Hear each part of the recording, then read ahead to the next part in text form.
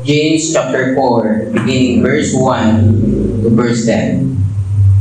Santiago, Kabanata 4, talata 1 hanggang 10. Kung nakita na po, pwede po tayong tumayo bilang paggalang salita ng Diyos. Basahin ko po sa magandang balita, Biblia. Ito po pagkasabi. Saan ang gagaling ang inyong alitan at pag-aaway? Hindi ba't nagmumula iyan sa masamang nasa na naglalaban-laban sa inyong kalooban? Meron kayong minimiti, ngunit hindi ninyo makamtan, kaya't papatay kayo kung kailangan. Mapasa inyo lamang ang mga bagay na gustong-gusto ninyo, ngunit hindi ninyo maangkin. Kaya kayo'y nagkakagalit at naglalaban-laban. Hindi ninyo nakakamtan ng inyong minimiti dahil hindi kayo humihingi sa Diyos at humingi man kayo, wala rin kayong matatanggap dahil hindi tama ang inyong layunin. Humingi kayo upang mapagbigyan ng inyong kalayawan. Verse 4, mga taksil, hindi ba ninyo alam na kapag nakikipagkaibigan kayo sa libutan ay kinakaaway naman ninyo ang Diyos?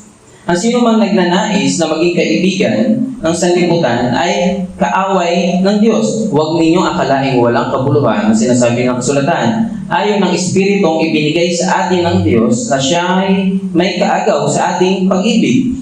Ngunit higit na malakas ang tulong na ibinigay niya sa atin. Kaya sinasabi ng kasulatan, ang Diyos ay laban sa mga mapagmataas, ngunit nalulugod sa mga mapagkumbaba. Verse 7, kaya nga, pasakop kayo sa kapangyarihan ng Diyos, labanan ninyo ang diablo at layuan ninyo ito. Lumapit kayo sa Diyos at lalapit siya sa inyo. Linisin ninyo ang inyong mga kamay, kayong mga makasalanan. Linisin ninyo ang inyong puso, kayong pabago-bago ang isip. Maghinagpis kayo at umangis. Palitan ninyo ng pagluwa ang inyong tawanan at ng kalungkutan ang inyong kagalakan. Last verse. Magpakumbaba kayo sa harap ng Panginoon at itataas niya kayo. Saluhin po tayo manalangin. Aming Ama, salamat po sa oras nito. Sa aming mapag-aaralan na ito, kayo po ang kumilos sa amin, manguna sa amin, makita namin, Panginoon, yung kapangyarihan mo sa iyong mga salita at ito ang patuloy na magbago sa aming puso. Kaya God, manguna ka po sa pangalan ni Jesus. Amen and amen. Mara po tayo makaupo. Again, ito pong ating aralin ay ikalawang parte o part 2 ng mensahe natin last Sunday na patungkol sa test of indulgence. At nalaman natin last Sunday, nalaman natin yung sagot sa tanong na ano ba ang root cause ng mga kaguluhan? Ano ba ang pinakaugat ng mga paglalaban-laban? Ano ba ang ugat ng pagtatalo-talo? Ano ba ang ugat ng mga gera? Diba? Very relevant sa panahon natin. Bakit ba may gera? Bakit ba may pag-aaway-away? Bakit ba mayroong pagtatalo? At nasagot natin yan last Sunday. At ang root cause ng pag-aaway-away, walang iba, kundi ang sabi dito sa talata natin, verse 1, dahil sa sinful desire. Dahil sa nasa. Masamang nasa. Diba, last Sunday, tinakal natin ang iba't ibang mga matatalinong tao, meron silang mga idea kung bakit merong mga kaguluhan. Diba, chinek natin yung mga view ng mga philosophers. Sabi ng ilang philosophers, sabi nila, kaya daw may pag-aaway-away, may pagtatalo-talo dahil daw sa class ng pamumuhay. Kailangan daw maging pantay-pantay ang pamumuhay ng tao. May mga nagsasabi naman, especially sabi ng mga scientists, kaya daw may kaguluhan ay dahil sa view ng mga evolutionists, survival of the fittest. Gusto nang makasurvive. Kaya gagawin nila kung ano yung nararapat para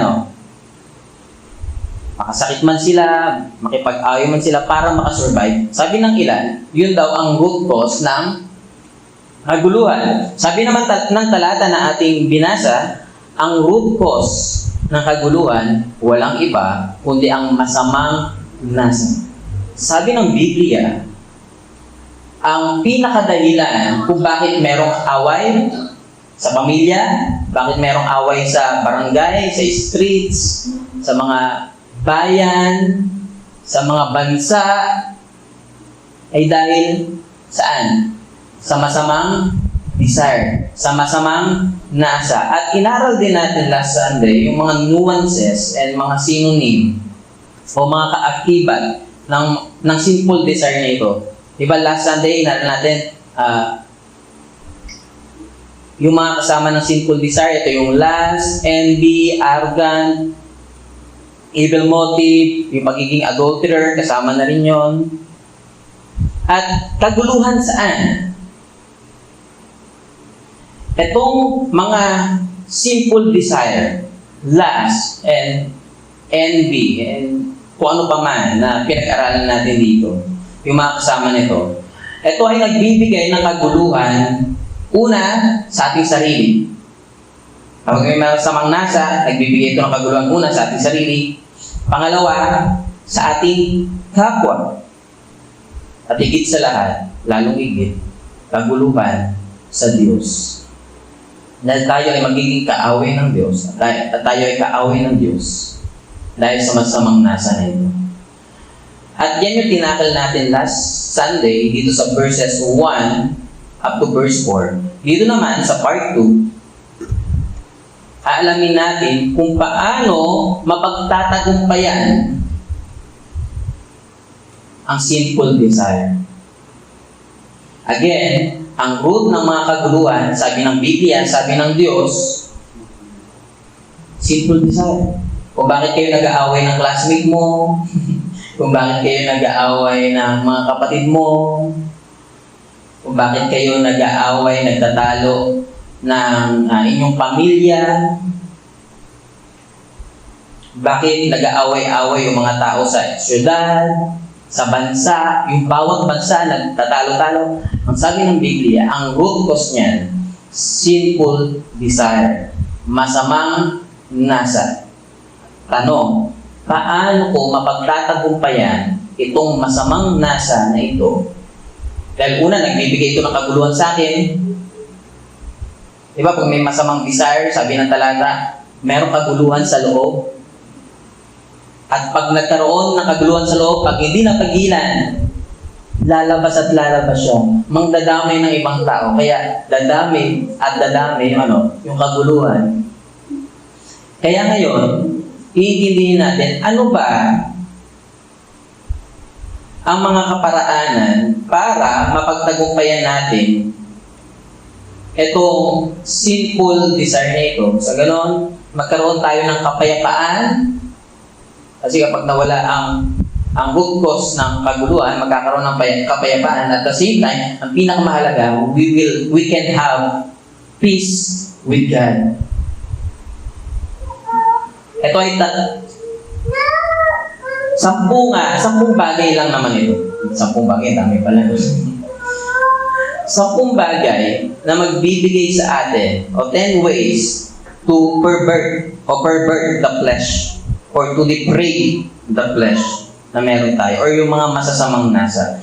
Etong 10 na ito, mahati natin sa dalawa. Yung una, sa yung 4, implicit, and then yung 5, hanggang 10, explicit. Pag sinabing implicit, yung hindi obvious, pero nandun sa text. Okay, pag sinabi namang explicit, ito yung obvious na command na dapat natin sundin. So, umpisahan natin. Ito ay 10. Number 1, makikita natin sa verse 5. Para mapagtagumpayan natin ang flesh, ang sinful desire, yung envy, yung pagiging arrogant, Ang sabi ng Biblia, number 1, verse 5, treasure the Word of God. Treasure the Word of God. Ang kita natin ito sa verse 5. Kung ngayon ninyo sa inyong mga Biblia, ito po ang pagkasabi sa verse 5. Huwag ninyong akalaing walang kabuluhan ang sinasabi ng kasulatan. Ayaw ng Espiritong ibinigay sa atin ng Diyos na siya'y may kaagaw sa ating pag-ibig. So, dumuna tayo sa unang part. Sabi doon, verse 5, huwag ninyong akalaing walang kabuluhan ang sinasabi ng kasulatan. So, unang bagay, kaya nga nasabi ko na, na ito ay implicit, hindi hayagan. Yes, nandito naman sa text, pero hindi hayagang makikita natin itong sinasabi ng talata na ito.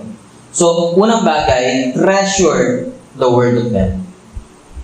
Para mapagtagumpayan natin yung laman, yung flesh.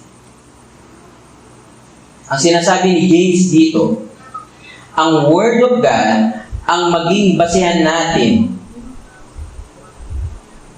Sa ganon, makakalayo tayo saan? Sa masasamang nasa.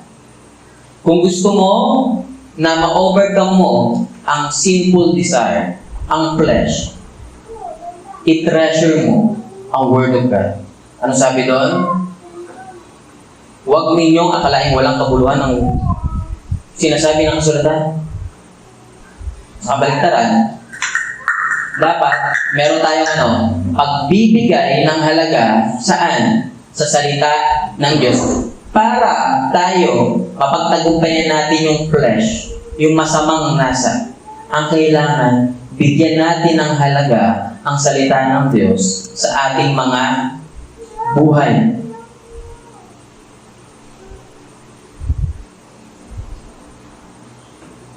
Paano kung hindi naman talaga lubos na pinapahalagan ng tao ang salita ng Diyos?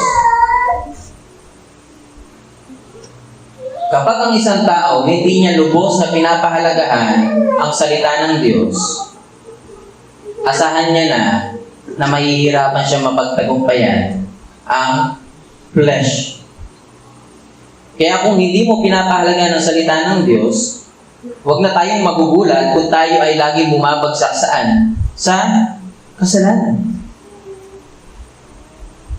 Dahil isa sa pinaka-best way para mapagtagumpayan natin ang flesh, walang iba, kundi i-treasure natin ang Word of God. Sabi ni David sa Psalms 190 verse 11, Your word I have treasured in my heart, that I may not sin against you. Sabi ni David, ang iyong mga salita ay aking iniingatan sa aking puso. Sa ganon, hindi ako magkasala. So, para tayo ay hindi magkasala, ang pinaka-the best thing na dapat nating gawin, i-treasure natin ang Word of God. I-treasure natin ang salita ng Diyos sa ating mga puso. Isa sa pinaka-the best thing na ating magagawa para tayo ay makalayo saan? Sa flesh. Ang pinaka-mainam, i-treasure natin ang salita ng Diyos sa ating mga puso. Tanong, nagbibigay ba tayo ng halaga sa salita ng Diyos? Tinitreasure ba natin ang salita ng Diyos sa ating mga puso? Sabi ni David, Your word I have treasured in my heart, that I may not sin against you. Para tayo ay makaiwas sa kasalanan, sabi ng Biblia, i-treasure natin ang salita ng Diyos. Sabi nga ng Bible, dito pa rin sa Psalms 119, Psalms 19, Sabi doon, sweeter than honeycomb.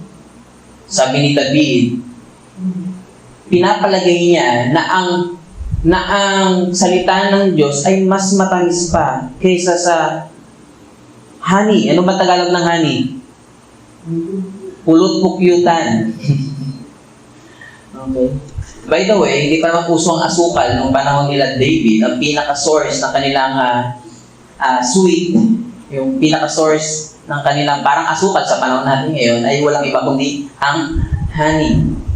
Di ba marami sa atin, maraming may mga sweet tooth, di ba? Marami sa atin gusto ng matamis. Diba? Pagkagising pa lang sa umaga, magtitimpla ng matamis na ng kape. Okay, parang hindi na kape kasi parang karnibal na. Pero sabi ni David, para sa akin, ang salita ng Diyos ay higit pa kaysa sa sweeter than honey. Mas matamis pa, mas masarap pa sa honey. At dapat ganun din ang trato natin sa salita ng Diyos. I-treasure natin, i-keep natin, pahalagahan natin.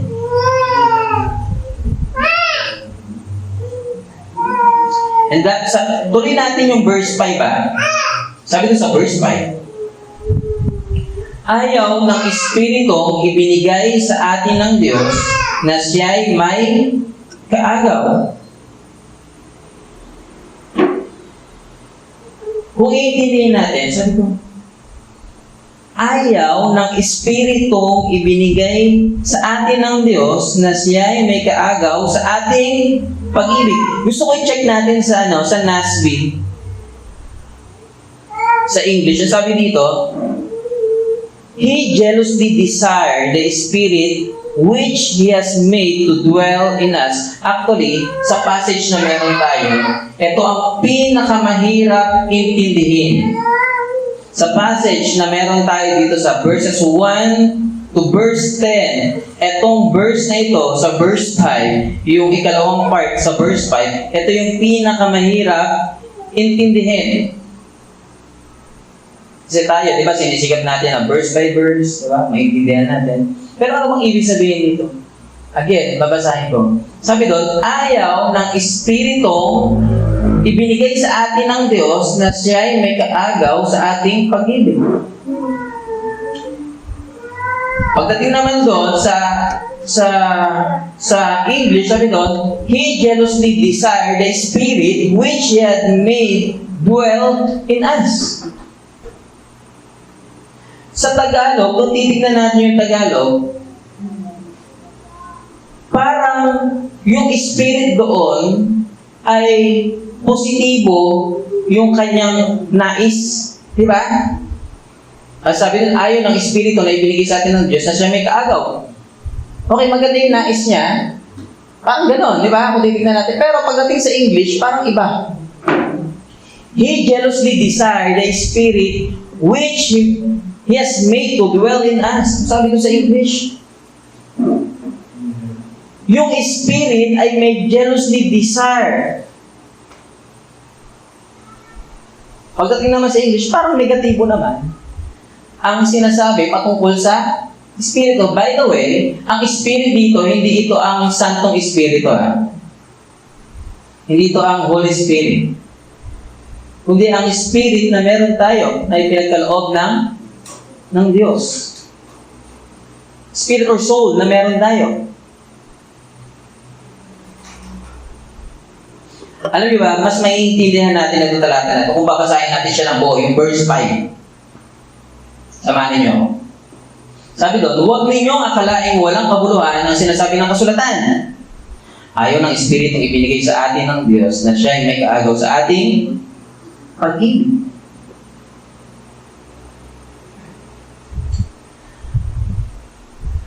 Ang pagturing na walang kabuluhan sa salita ng Diyos ang nagbibigay sa ating spirito, sa ating soul, ng jealousy.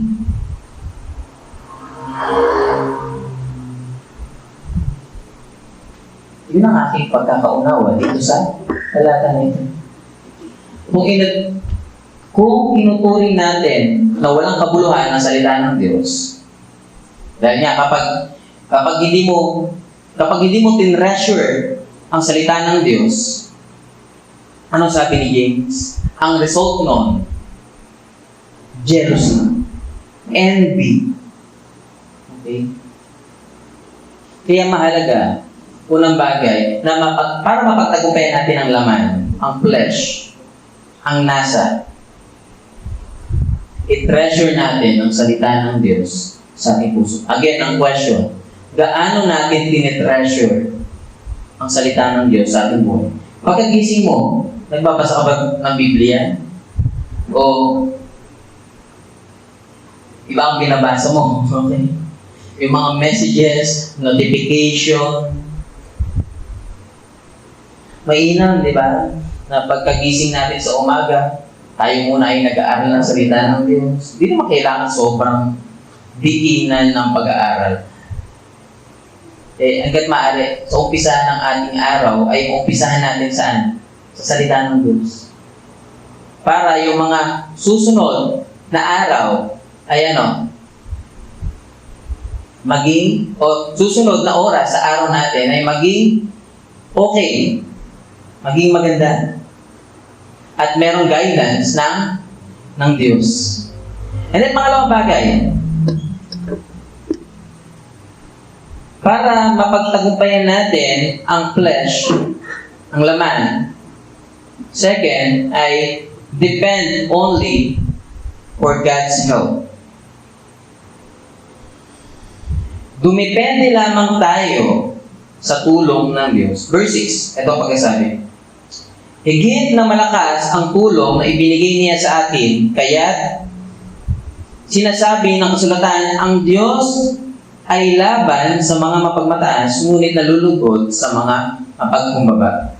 So, kung nais natin, kung desire natin na matalo yung masamang nasa sa ating kalooban, pangalawang bagay, dumepende tayo sa tulong ng Diyos. Dumepende tayo sa tulong ng Diyos. Kung gusto mo na ma-overcome ang sarili mong nasa o flesh or simple desire, tapos ang gagamitin mo din sarili mong lakas, sa tingin mo, ano kayo mangyayari doon? Gusto mo pagtagumpayan yung flesh. Pero, ang gagamitin mo lang din, yung sarili mong kalakasan. Mapagtatagumpayan mo kaya? Hindi. Kailangan umasa ka saan? Sa Diyos. Umasa ka sa tulong lamang ng Diyos. Huwag mong asahan ang iyong sarili. Kasi, gusto mo mapagtagumpayan yung sarili mo, tapos gagamitin mo sarili mo. Kailangan, dumepende tayo saan? Sa tulong na meron ang Diyos. Sabi doon ngunit higit na malakas ang tulong, sa verse 6, na ibinigay niya sa atin. Merong tulong ng Diyos. At higit na malakas yun. Kaysa saan? Kaysa sa atin. At yun ang dapat na asahan natin. At doon tayo dapat, dumepende. Huwag tayong dumepende saan? Sa ating sarili. Dapat, ang pag-asa natin ay tinutuon natin. Yung pag-asa natin na mapagtagumpayan ng laman ay tinutuon natin sa tulong lamang ng Diyos. At kung ito kung hindi tayo umaasa sa tulong ng Diyos, nagpapakita ito ng pagmamataas. Kaya di ba sabi doon, ang Diyos ay laban sa mga mapagmataas, ngunit nalulugod sa mga mapagbaba. Nakikita yung kayabangan ng isang tao kapag hindi siya umaasa sa tulong ng Diyos. Kapag ang Diyos meron ino-offer na tulong, tapos, hindi natin wala tayong pakialam. Pagpapakita yun ng pagmamalaki. Ang Diyos nga, nandun yung pagtulong. Tapos, hindi mo kailangan ng tulong ng Diyos. Ibig sabihin, nagmamalaki ka. Kaya kasudlo ng nang hindi pagdepende sa Diyos, yung pagmamalaki ng tao. Kaya pangatlong bagay, para mapagtagumpayan natin ang mga sinful flesh, yung mga masasamang nasa, pangatlong bagay na dapat natin gawin, makita natin sa verse 7a.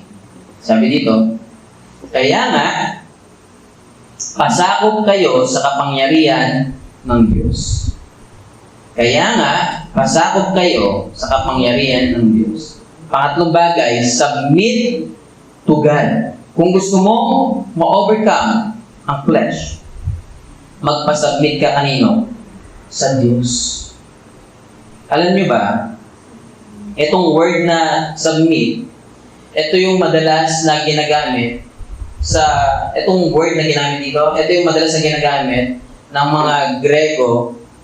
Saan? Patungkol sa mga sundalo. Kung paano magpapasubmit ang mga sundalo sa kanilang authority, sa kanilang commander.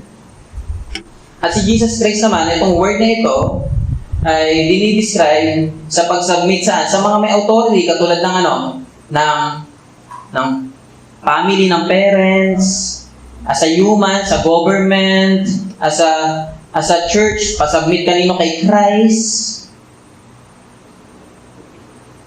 At dito sa James, pag sinabing submit to God, ito, ang dinidescribe nito, yung willingly conscious na tayo ay magpasubmit sa authority and also sovereign rule ni God dito saan?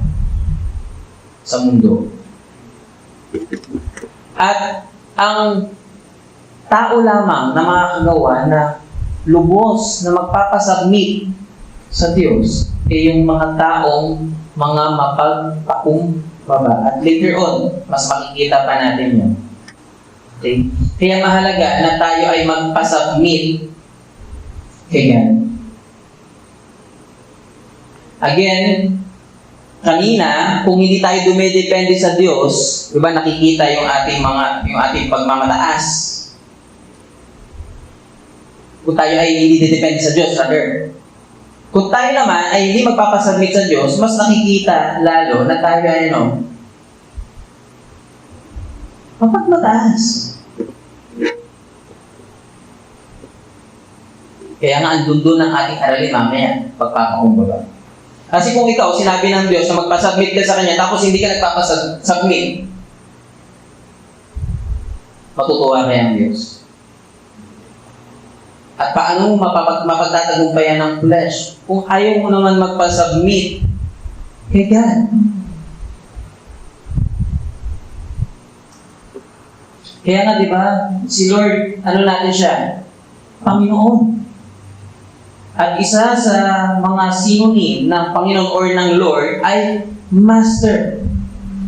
Pag sinabing Panginoon natin si Kristo, Master dapat natin siya. At kung Master natin si Lord, dapat siya yung nasusunod sa ating buhay. Dapat nagpapasubmit tayo sa Kanya. Tanong, tayo ba ay nagpapasubmit sa authority ni God? Sinusunod ba natin ang Diyos sa ating mga buhay? Buti natin siya sa atin yung ating sarili. 1 to 100, mga ilang percentage kaya na tayo ay nagpapasubmit kay God? Sa pag-aaral mo, nagpapasubmit ka ba kay God? Sa pamilya mo, nakikita ba na si Kristo nasa iyo? Na sinusunod mo si Kristo? Napakalaga nito. Dapat, bilang isang mga mananampalataya, dapat makita yung submission natin kanino? Kay God. At again, dito sa talata natin, dito sa James, di ba, yung mga nakaraan pa nating pinag-aaralan, pinapakita ni James sa church kung sino ba talaga yung mga totoong mananampalataya at mga hindi mananampalataya. Madali kasi sabihin na ikaw ay nananampalataya, di ba? Pero tanong, Paano kung masabi na ikaw ay totoong mananampalataya? O pwedeng professing Christian lang?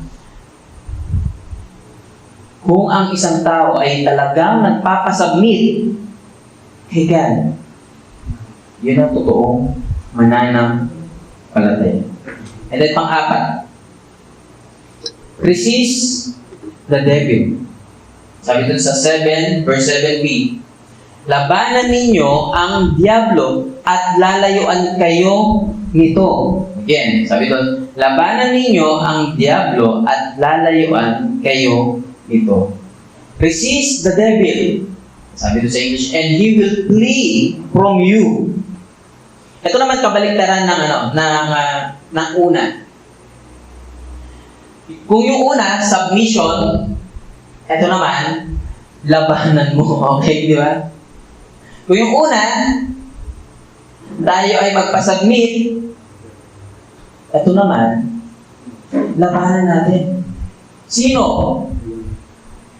Ang diablo, ang devil, ang evil.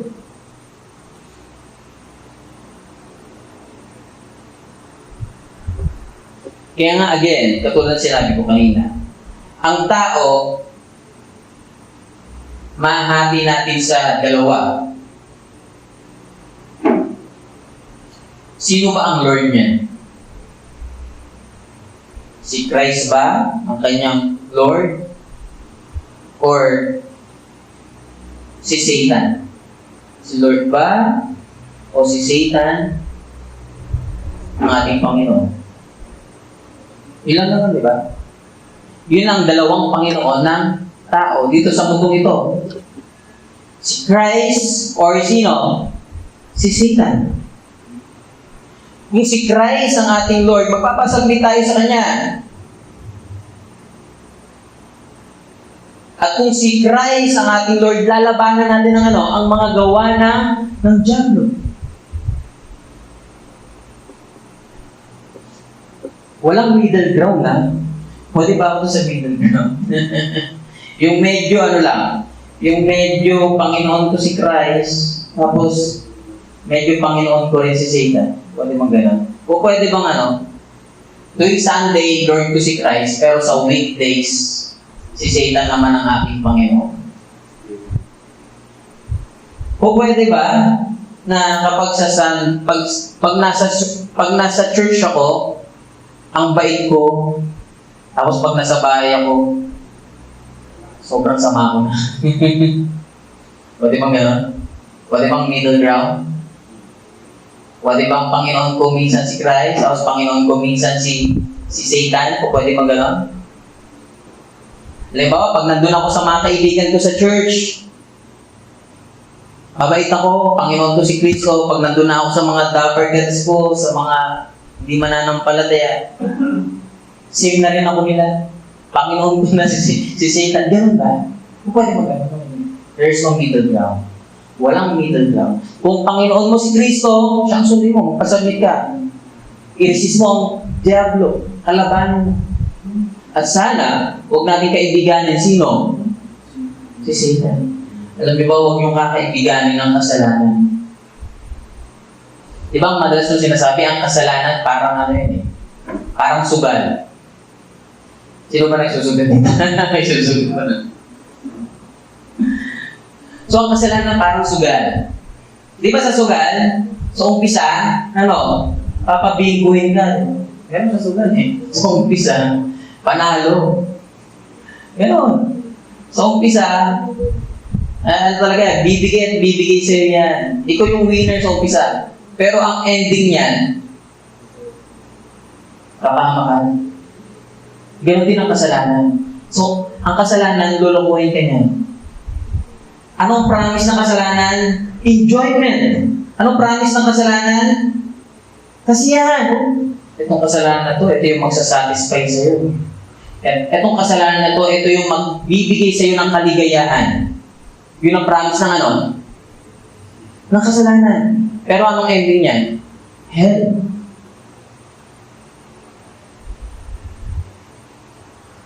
Kaya sana, huwag natin gagawin kaibigan ang kasalanan. Kamuhian natin ang kasalanan. Kaya nga, di ba? Mahalaga, sabi ni Christ, without repentance, all shall will perish. Kung walang pagtalikod sa kasalanan, lahat tayo mapapahamak. Kung walang pagbabago ng isip tungo sa kasalanan, that's repentance. Pag sinabi repentance, changing of mind. Kung noon mahal mo ang kasalanan, ngayon ang mahal mo na, sino? Si God. Yun ang ibig sabihin ng repentance. Pagbabago ng isip. Kung dati, umaga pa lang, nag-iisip ka na, ano bang gagawin kong kasalanan? Ano bang kalokohan ang pwede mong gawin? Kung ikaw ay mananampalataya na, may pagbabago na ng isip. Hindi mo na dapat mahal ang kasalanan. At yung mga bagay na nagdudulot sa iyo ng kasalanan, kundi ang mahal mo na, yung Panginoon at ang nagdudulot sa iyo ng mga kabanalan. Kaya bilang isang mananampalataya, resist the devil. At panglima, ito yung panawagan ng Diyos. Draw near to God. Verse 8a. Sabi doon, lumapit kayo sa Diyos at lalapit siya sa inyo. Again, lumapit kayo sa Diyos at lalapit siya sa inyo. Draw near to God. Lumapit tayo sa Diyos. Ito ang panawagan ng Diyos. Sa mga tao na nakarinig ng gospel, di ba, ang Santong Espiritu ang nagbabago sa kanilang kaisipan, ina-awaken sila ng Santong Espiritu, ina-awaken sila ng Holy Spirit, sa gano'n, sila ay makakalapit sa Diyos. At yun ang panawagan ng Diyos, saan? Sa mga tao. Especially sa mga hindi mananampalataya. Na tayo ay lumapit sa Diyos, na ang tao ay lumapit sa Diyos. At kapag tayo ay lumapit sa Diyos, ang sabi doon, lalapit din siya sa inyo. Remember yung parable ng prodigal son, alimugang anak. Remember? May isang lalaki, merong dalawang anak. Dalawang anak na lalaki. Yung bunso, sabi ng bunso, Ama, kukunin ko na po lahat ng aking mamanahin. Buhay pa yung tatay, ha? Grabe, no? Buhay pa yung tatay. Anong sabi ng bunso? Pa, kunin ko na yung mamanahin ko. Tuwing kailan ba kinukuha ang mana? Di ba pagpatay na? Pero ito buhay pa yung kanyang tatay. Ano sabi ng bunso? Pa, buhay ka pa pero kuhain ko na yung mana. Ano? Hindi mabastos yung bunso. Kasi buhay pa, ano? Buhay pa, pinapatay. Pinapatay mo na buhay pa na ako. Pero sabi ng tatay, sige, hatiin natin. Hatiin natin yung mana. Bigay ko sa'yo. Anong ginawa ng bunso? Di ba, pag may pera, ang gagawin natin? Di ba? Yung mga add to cart, no? Hindi yun.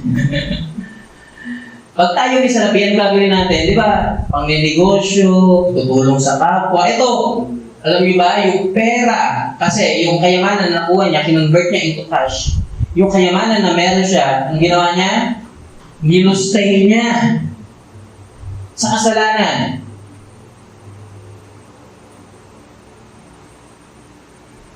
Kung may sugal noon, malamang sa malamang, nagsusugal to. Sa bisyo, sabi mga doon, inubos niya ang kanyang salapi sa masasamang babae. At ano nangyari?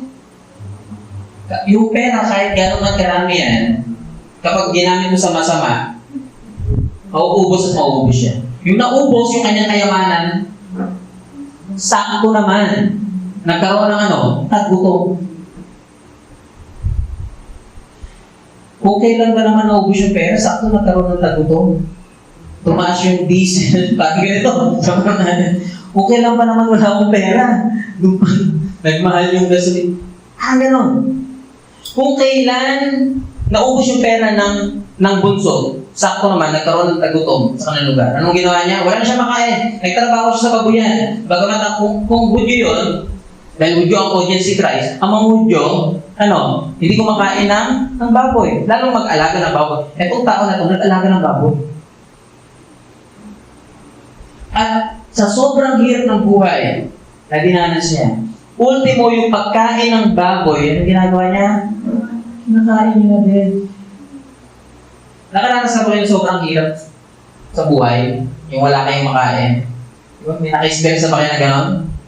Pero siguro, kahit sobrang hirap ng buhay natin, hindi pa natin na-experience agawan natin ng baboy sa kanyang pagkain. Yung nadanas ng bunso na ito, grabe din. Buti na lang, nagkaroon siya ng realization. Sabi niya, babalik na ako sa akin. Ako naghihirap dito sa babuyan. Samantalang yung mga alipin ng aking tatay, yung mga katulong namin, ang sasarap ng pagkain samantalang ako. Ang sabi niya, babalik na ako sa akin. Uwi nga siya. Sabi niya, kahit hindi na ako ituloy na anak, pero babalik pa rin ako.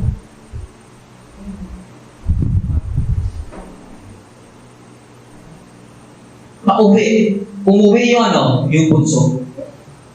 Malayo pa lang siya, nakita siya ng tatay niya. At anong ginawa ng kanyang tatay? Tumakbong sinalubong sino? Yung bunso. Niyakap, binihisan. By the way, yung mga mayayaman na tao sa Middle East, hindi tumatakbo yan. Okay? Yung mga may kaya, noong panahon ni Christ, hindi tumatakbo. Kasi hindi nila pinapakita ang kanilang binte. Kasi kapag tatakbo ka, di ba sila yung mga nakadress, kapag tatakbo sila, itataas nila ang kanilang ang kanilang dress. Okay? At makikita yung kanilang binte, yung kanilang tuhod, yung kanilang hita. Kaya kahihiyan para sa kanila yun. Pero, anong ginawa ng ama? Tumakbo pa rin siya. Kahit alam niya na yun ay kahihiyan para sa kanya. Tumakbo pa siya. Sinalubong yun, yung bunso na makasalanan. At ano sabi ng text natin? Draw near to God and He will draw nigh unto you. Lumapit ka sa Diyos at siya ay lalapit sa iyo. Sabi ng Biblia, may isang tao lamang na makasalanan, tumalikod sa kasalanan, libo-libong mga anghel sa langit ang nagdiriwang. Lumapit tayo sa Diyos at ang Diyos ay lalapit sa atin. Alam ko sabi ni Christ sa Matthew chapter 11, lumapit kayo sa akin, kayong mga nabibigat ang lupa sa inyong mga pasanin, at kayo ay makasumpong na ang kapahinga. Lumapit tayo sa Diyos. Pangalit.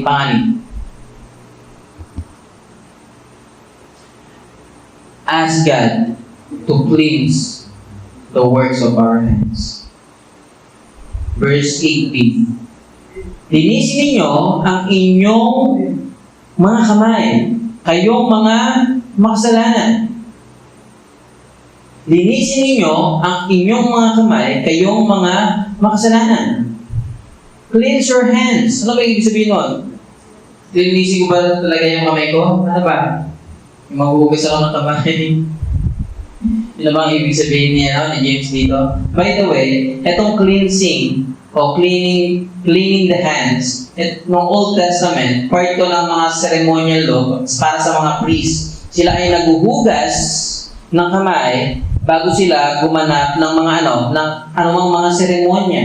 Pagpapakita kasi ito ng paglilinis sa kanilang kasalanan. Symbolizing yun ng paglilinis ng kanilang kasalanan doon sa Old Testament. Pero ano bang ibig sabihin nung sinabi ni James na linisin ninyo ang inyong mga kamay? Aroy ba yung kamay nila? Ang gusto ba ng Diyos sa isang tao yung malinis yung kamay?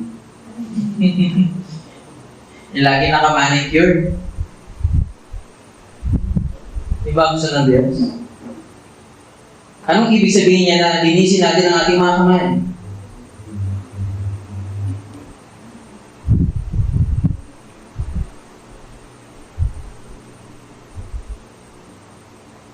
Sa creation, kapag nagbabasa kayo, especially sa poetry, sasabihin, ang universe ay likha ng kamay ng Diyos. Okay. Ibig sabihin, yung ating mga gawa, lilinisin natin yung ating mga gawa. Lumapit tayo sa Diyos, magpalinis tayo sa ganoon.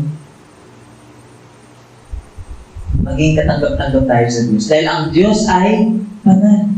Linisin natin yung ating kamay ba? Literally? No, hindi. Yung ating mga gawa. Yung mga kasalanan na ating nagagawa. Tanong, paano ako malilinis sa aking mga kasalanan? Ano sabi ng Biblia? Di ba? 1 John 1:9. If we confess, di ba? Kung ipapahayag natin sa Diyos ang ating mga nagawang kasalanan, siya ay tapat na Diyos sa tayo lilinisin. At hindi lang yun, papatawarin pa tayo mula sa ating mga kasalanan. Kung ipapahayag natin yung ating mga kasalanan, papatawarin tayo ng Diyos. And then next, pang-pito. Kung yung una, yung works ng ating mga kamay, ngayon naman, ask God to cleanse your heart and mind. Sabi dito sa verse 8, linisin ninyo ang inyong puso. Kayo pabago-bago ng ang isip. Pabago-bago ang isip. So alam nyo ba, gusto ko lang explain ng onti ito. Alam niyo po ba, dito kasi sa atin hindi naman tayo sa West. Pero sa West, yung Western culture, pinaghihiwalay, kasi nasa influence tayo ng West, especially, di ba? Maging sa yung mga philosopher ng West, na-influensyahan tayo. Tayo, sa kultura din natin, pinaghihiwalay natin ang heart sa kamay, di ba? Parang hiwalay sa atin yun, di ba? Pero alam niyo ba, para sa mga Hudyo, ang heart and mind, hindi sila maghiwalay.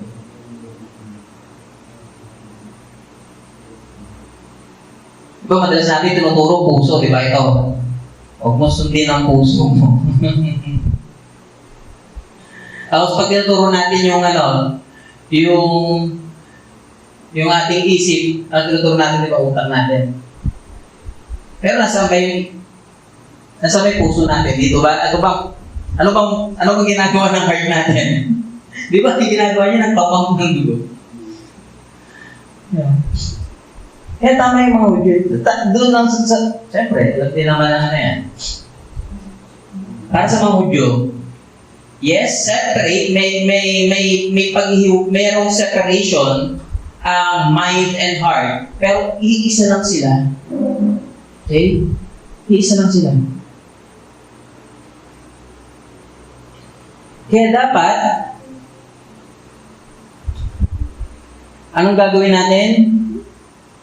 Ipalinis natin ang ating heart and mind. Kaya nga, dito sa text natin, magkasunod yung heart and mind. Kaya ganoon din naman lagi ang mga Hudyo, di ba? Pag pinag-uusapan heart, lagi kadalasan nakasunod mind, or pag sinabing mind, kasunod doon heart. Diba? Love the Lord with all your heart, mind, soul, strength, di ba? Kasi sa mga Hudyo, ang mind and heart, isa lang yun. Part din yun ng soul, ng inner being natin. Okay. Pero alam niyo ba? Di ba, ang uso sa panahon natin ngayon, di ba, sundin mo ang iyong puso. Sa basketball nga, di ba, puso. Pero, sa Biblia, especially sa Old Testament, sabi sa Jeremiah chapter 17, verse 9, the heart is deceitful above all things and desperately wicked, who can know it? Sa Tagalog, sabi doon, ang puso, ang pinakasinungaling sa lahat.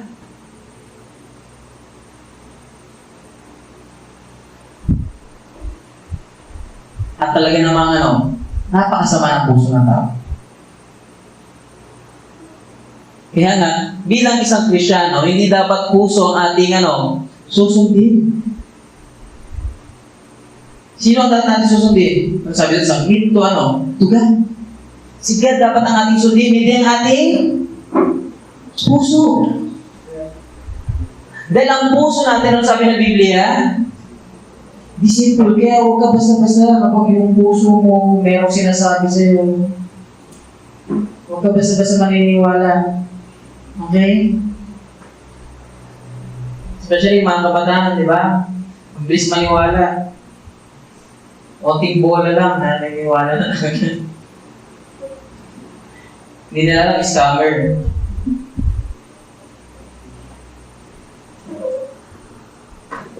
The heart is the most deceitful. Kaya anong gagawin natin? Lapit tayo sa Diyos. Sabi ni James, linisin ninyo ang inyong puso, kayong pabago-bago. Linisin, pagpalinis tayo sa Diyos. Again, pahig natin sa Diyos yung ating mga nararamdaman natin puso. At sa ganun, lilinisin niya tayo. Pangwalo, sabi natin matapos. Be single-minded. Dito pa rin sa verse 8, be single-minded. Linisin ninyo ang inyong puso, kayong pabago-bago ng isip. Sa English yan sabi doon, double-minded. Pag sinabing double-minded, ano ibig sabihin?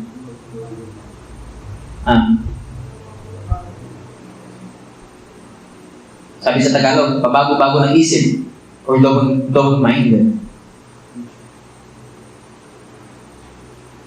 Ang ibig sabihin ng double-minded, ito yung mga taong hypocrite. Okay? Na nag-express ng kanilang pananampalataya, pero sa katotohanan, hindi naman totoong mananampalataya. Kumbaga, unstable. Kaya nga, sabi niya, sabi ni Paul, sa ating mind, ang sabi ni Paul, Romans chapter 12, verse 2, do not be conformed to this world, but be transformed by renewing of your mind, so that you may prove what the will of God is, that which is good and acceptable and perfect. Dapat hindi tayo double-minded. Parang katulad kanina. Yung gusto natin si God, pero gusto rin natin yung kasalanan. Gusto natin si God, pero gusto natin yung kalayawan. Gusto natin ang Panginoon, pero gusto natin yung flesh. Do not be, double-minded. Dapat firm yung ating, yung ating kaisipan. Na kanino? Kay Lord lang. Okay? Kung ikaw yung mananampalataya, hindi ka para, hindi ka para sa mundo nito. Hindi para lang kay Lord. Kaya dapat yung ating mind, ituon lang natin kanino? Kay God. Again, sabi sa Hebreo, di ba? Fix our eyes to Jesus. Ituon natin kanino? Kay Kristo. Ang ating mga mata, ang ating pananampalataya. Kay Kristo lang. Hindi kay Satan, hindi sa mga kampo ni Satanas, okay? Hindi sa mga kasalanan, sa gawa ng masama, kundi ituon lang natin kanino? Kay Jesus. And then pang siya, second to the last. Turn your joy into mourning. Verse 9, sabi doon, maghinagpis kayo, umiyak at tumangis, palitan ninyo ng pagluwa ang inyong tawanan at ng kalungkutan ang inyong kagalakan. Again, turn your joy into mourning. Sa Tagalog, yung inyong mga kagalakan ay gawin ninyong kalungkutan. Pastor Art, ano bang ibig sabihin niya? Yung sabi ni James Basahin ko ulit. Maghinagpis kayo. Umiyak at tumangis. Palitan ninyo ng pagluwa ang inyong tawanan. At ng kalungkutan ang inyong kagalakan. Ang ibig sabihin ba nito? Kasalanan pala. Pastor Art na maging masaya. Ganun ba? Ano ba yun? Pag Christian ba, kasi ang kadalasang judgment sa atin, mga Christian, yan? KJ yan. Killjoy yan.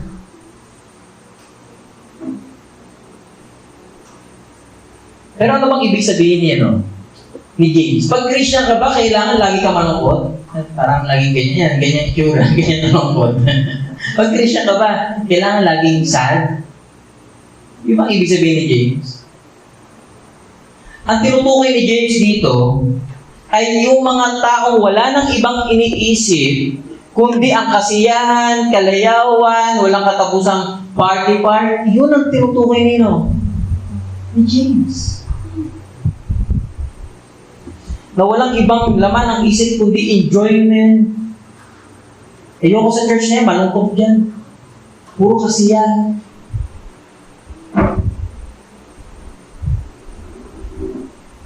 At wala nang panahon saan? Sa Diyos. May panahon sa enjoyment, pero walang panahon kay God. May panahon sa relaxation, pero walang panahon kay God. May panahon sa ibang bagay, pero walang panahon kay God. Yung mga taong laging gusto na lang enjoyment, saya, gala, happy. Ano sabi ni James? Malungkot kayo. Bakit? Ang ending niya ng ginagawa niyo, kapahamakan. Diba again, katulad sinabi natin kanina, ang kasalanan, sinungaling yan. Papapinguin ka niya. Ang promise ng kasalanan, saya, sarap.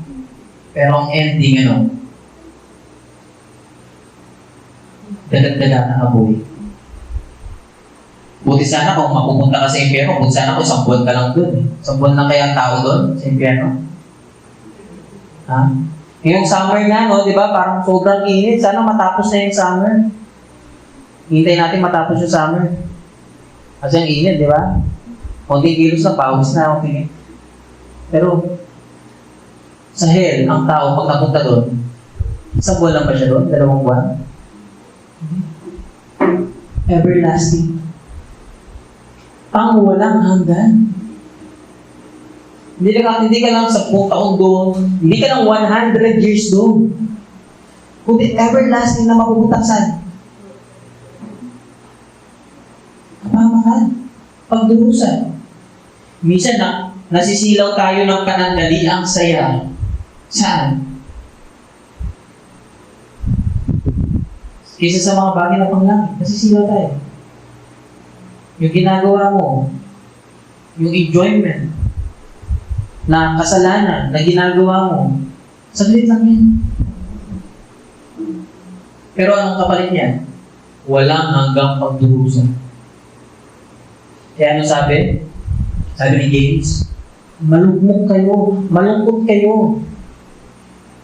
Huwag niyo ikagalang ang kasalanan.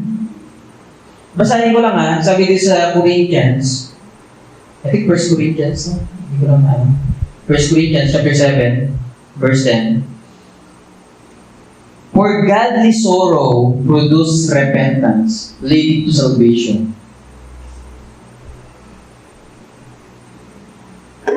Not to be regret, but to show about the sorrow of the world produce faith.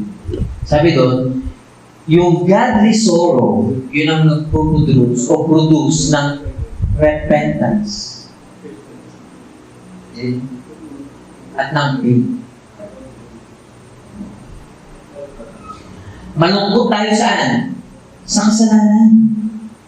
May mga bagay naman na enjoyment na hindi kasalanan. Pero yung mga bagay na nagbibigay sa atin ng enjoyment, ng saya, na kasalanan naman, ikalungkot natin.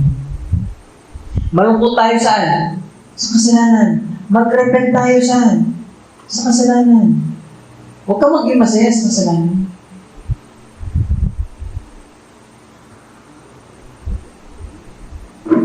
Kaya kung ikaw ay isang mananampalataya, tapos masaya ka, saan? Sa kasalanan. Question mo yung sarili mo. Mananampalataya ba talaga ako? Kasi masaya ako sa kasalanan. Lalo na, di ba? Merong mga kung tawagin green jokes. Dapat pag mga mananampalataya. Tama? Hindi ka na nakikitawa saan? Sa green jokes. Minsan may mga grupo pa ng mga mananampalataya. Pag nag-joke, puro green. Tapos pag dapat huwag kang makitawa. Bakit? Kasalanan yun. Yung mga joke na double meaning. Dapat hindi ka makitawa sa mga ganun. Malungkot ka. Bakit? Kasalanan yun.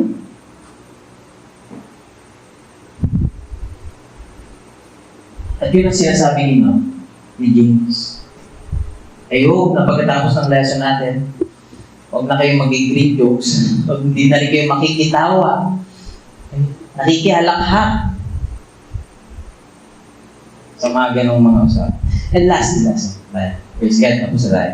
Humble ourselves before God. Verse 10, magpakumbaba kayo sa harapan ng Diyos, sa harapan ng Panginoon, rather, at itataas niya kayo. Again, magpakumbaba kayo sa harapan ng Panginoon at itataas niya kayo. Kapag ang flesh natin ang nasusunod, yun ay lantarang pagpapahayag na tayo ay nagmamataas sa Diyos. At kung ang laman ang naghahari sa atin, ibig sabihin, alipin pa tayo ng kasalanan. At kung alipin pa tayo ng kasalanan, wala tayong kaligtasan. At para maranasan natin yung kaligtasan, ang unang dapat natin gawin, magpakumbaba tayo. Humble ourselves before God. Aminin natin yung ating mga kasalanan. Tumingi tayo ng tulong sa Diyos. At kung tayo ay magpapakumbaba, matalikod sa ating mga kasalanan, magkakaroon tayo ng kapayapaan. At higit sa lahat, kapayapaan sa Diyos. Basahin ko lang Romans chapter 5 verse 1. Sabi doon, therefore, since we have been justified through faith, we have peace with God through our Lord Jesus Christ. Kung tayo ay nananampalataya, meron tayong peace with God. At kung peace na tayo kay God, susunod na yung iba't ibang mga peace. Peace of mind, peace sa family, etc. etc. Ang una, peace with God. Yan ang pinakamahalaga. At mangyayari yun kapag tayo ay napawalang sala sa magitan ng ating pananampalataya. Tayo kung lahat ay tumayo.